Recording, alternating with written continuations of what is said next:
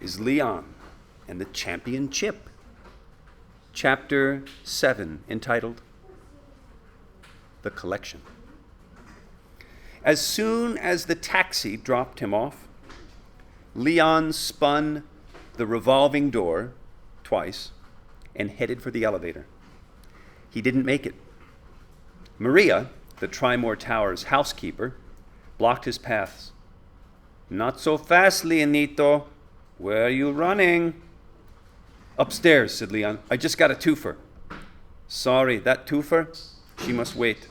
Your mother wants to see you." "All right," Leon sighed before he made his way to the reception desk.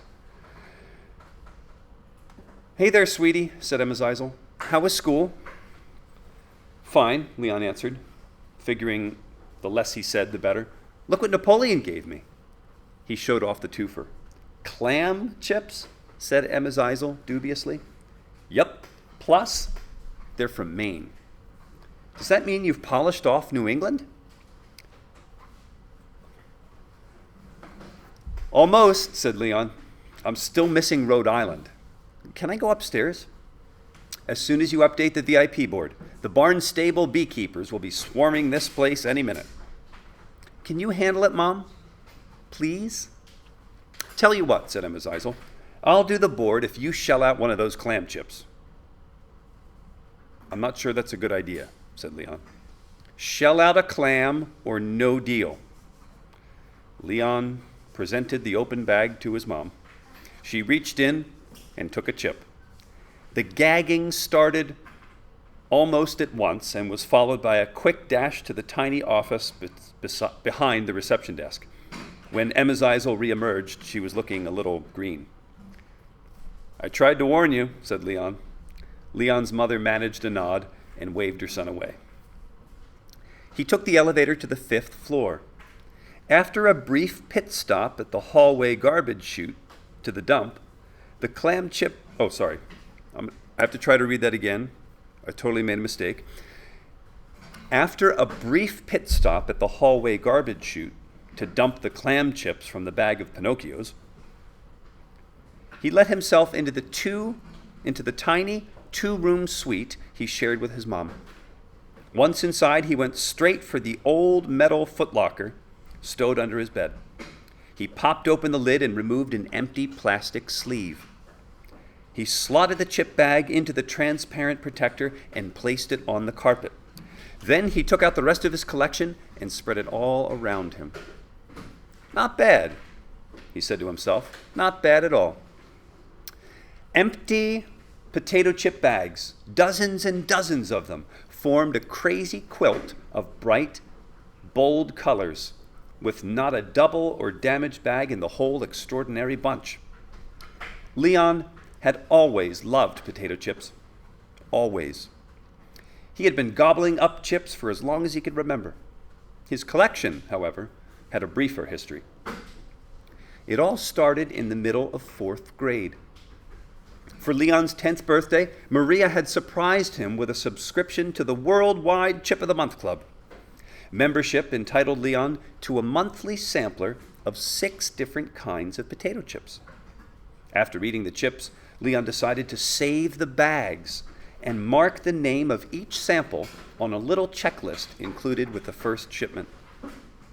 For a while, the monthly packages kept Leon happy, but at a certain point, he discovered that the club failed to include samples of smaller, hard-to-find brands. That's when he decided to take matters into his own hands. He used his salary, with Emma Zeisel's authorization.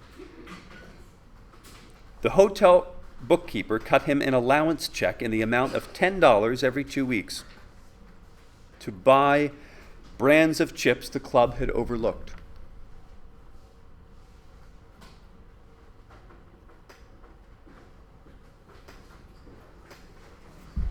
Did Leon stop there? No. Soon he began recruiting friends and family to help boost his holdings. Maria kept a lookout for stray chip bags left behind in the hotel room she cleaned, and Napoleon agreed to do the same when tidying up his taxi. Was that where Leon stopped? Again, no.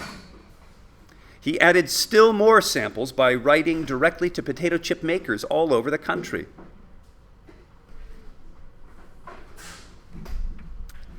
It was amazing how many companies sent free samples when informed that their donations would be added to the permanent holdings of the Leon Zeisel potato chip collection. Surely Leon must have ended his pursuits there. Once more, the answer is no. As the collection grew, so did Leon's ambitions. He started making special trips to the public library, where he compiled a master list of national and international potato chip makers. Furthermore, whenever foreign visitors stayed at the hotel, Leon would match their hometowns, helpfully listed in the Trimore Towers guest register, to the master chip list.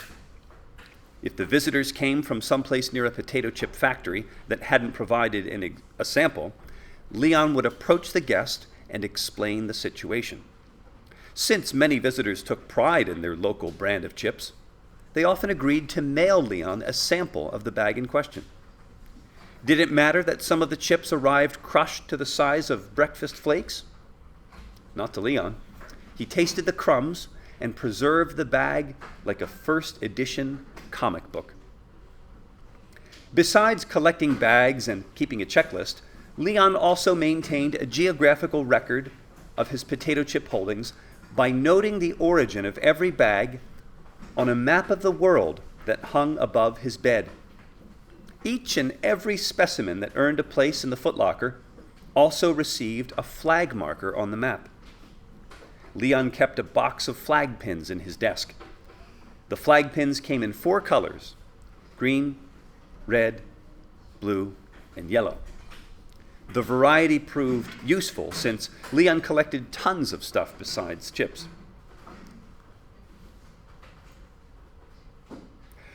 Blue flags marked the nationalities of the human visitors who checked into the Trimore Towers. Red flags recorded the birthplace of the animal guests. For example, at the end of 4th grade, when a group of emperor penguins booked a suite, Leon got to poke a red flag in Antarctica. Green flags were reserved for taxi drivers. Every time Leon took a cab, he would ask the driver where he or she was from. He'd then flag that country on his map. The taxi driver collection, it should be noted, dried up once Napoleon took Leon under his wing. And the yellow pins, logically enough, were reserved for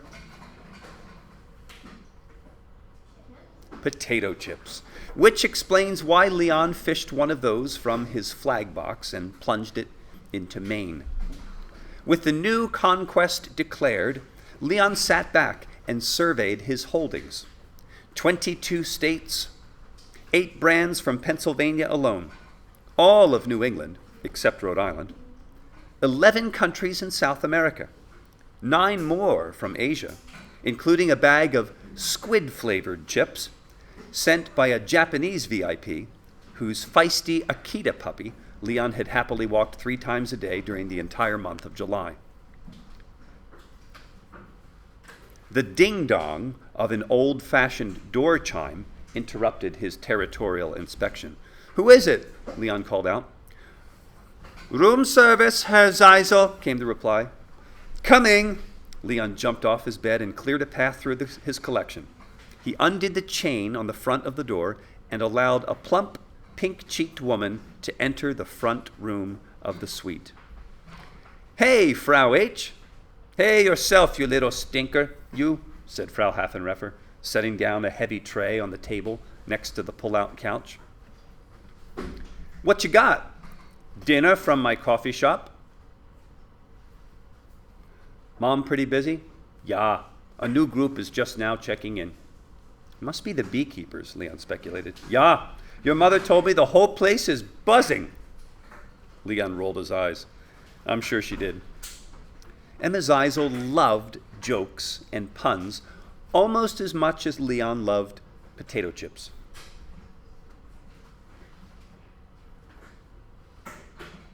The lamer, the better. Guests who attended the auto show drove her crazy. The rabbit breeder convention kept things hopping. The West Coast Mine Company left her speechless. Leon was sure his mom had demanded he shell out a clam chip just to make a joke. So anyway, said Frau Haffenreffer, here is your dinner. You're the only one I give my personal room service. Thanks, said Leon, eyeing the dinner tray. Let's see what we've got. He lifted the first of 3 dome-shaped food warmers. He said non-committally. He removed the second dome, poked at the food underneath, and licked his fingertip. That prompted another, So? Frau Haffenreffer asked nervously. Leon refused to comment until he had lifted the third and final dome. Once he had, he let out a sigh. It's not okay? Said Frau Haffenreffer. Tell me. No, Leon replied. It's not okay, Frau H. It's perfect. He waved his hand over the 3-course meal. PB&J, extra J, a bag of Billy Bob barbecue potato chips, and, to finish things off, a platter of Haffenreffer dough balls. Now that's what I call dinner. You little stinker, you, Frau Haffenreffer said, pinching Leon's cheek. You'll just make sure you eat everything up, and don't forget to leave the tray in the hall for Maria. Frau Haffenreffer bustled toward the door. Ah, and something else. Your mother, she wanted me to tell you she has some doggone good news for you. Let me guess, said Leon. The toy poodle in 309 checked out? Frau Haffenreffer gave him a startled look. How did you know that? She said. Because, said Leon, Mom can't resist doggone jokes. After polishing off his 3-course dinner, Leon worked on the collection. Comforted by the soothing crinkle of foil, he felt his mood climb into the low 7s by the time he prepared for bed. But that was before he noticed a mysterious black splotch on the bottom of his backpack. He undid the zipper and stuck his hand inside. He felt something wet and slimy. A queasy feeling came over him as he dumped the contents of his pack. Brown gunk covered everything. His 3-ring binder, his number 2 pencils, the purple pouch. Leon was forced to replay the humiliating attack that had ended the school day. He thought he'd been lucky when the backpack pillared his fall. Now he knew better. The spit bottle inside the pouch had smashed on impact. He hadn't gotten hurt, but Pumpkinhead was another matter. In a rage, Leon grabbed the dripping pouch by the drawstring, dropped it into one of the metal domes resting on the dinner tray, and used the dome to carry the mess to the bathroom. Sayonara, Pumpkinhead, he said bitterly as he tipped the dome. The pouch landed in the toilet with a ploof. He banged on the toilet handle and waited for the damaged doll to disappear. Seconds later, he let out a curse. The Trimore Tower's toilets proved every bit as feeble as the toilets at school. Leon retrieved the other 2 metal domes and used them to extract the pouch from the bowl. He dropped the pouch onto a dinner plate, which he took to the garbage chute. He pulled on the heavy handle and tilted the plate. The pouch plopped into the bin. All that remained was to release the door handle and send the pouch on its final voyage, first in a free fall to a basement dumpster, then to the hotel trash compactor, and from there to a garbage truck that would haul it to a landfill beyond the city limits. Leon decided to take one last look before letting go. He loosened the drawstrings of the pouch and shook out the contents into the open bin. The sight was horrible. A disgusting stew of saliva, broken glass, and cloth. Shards from the shattered bottle had sliced through Pumpkinhead's legs, arms, and face. Pantyhose stuffing oozed out of the wounded figure's substantial rump and tiny head. "Time for a Lumpkin Dunkin', Zeisel style," Leon announced bitterly. And with that, he slammed the chute door shut.